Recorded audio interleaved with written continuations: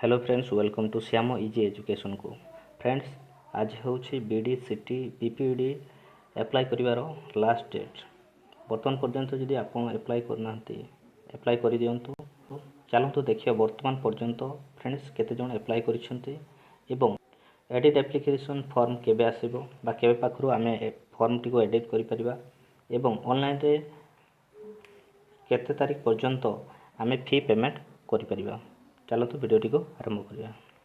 9 October 2020 सुधा apply करछंती केते जण 1,24,891 जण एप्लाई करछंती। सेतु रजिस्टर हेतिला 1,48,891 जण रजिस्टर करथिले एवं फी पेड करछंती 1,09,805 जण।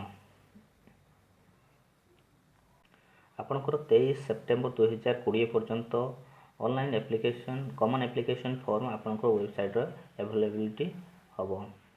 10 अक्टोबर 2020 12टा मिडनाइट पर्यंत आपण ऑनलाइन फॉर्म एप्लाई करें।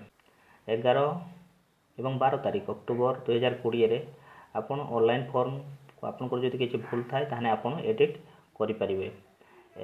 11 तारीख पर्यंत आपण ऑनलाइन फी पेड करें एवं 12 तारीख पर्यंत आपणकर ऑफलाइन रे मध्य फी निया जाय परिबो।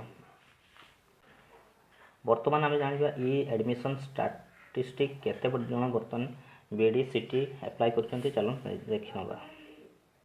वर्तमान देखंतु फ्रेंड्स, वर्तमान सुधा सीटी रे केते जण एप्लाई करछंती बा सबमिट करछंती एवं पेमेंट करछंती केते जण एवं बीडी रे करछंती एप्लिकेशन फॉर्म सबमिट करछंती केते जण एवं पेमेंट करछंती केते जण एवं बीपीडी रे केते जण सबमिट करछंती एवं पेमेंट करछंती केते जण। एथला फ्रेंड्स छोटा इन्फॉर्मेशन टिए। यदि आपनको वीडियोटी भलो लागु थाए ताले लाइक एवं शेयर करंतु।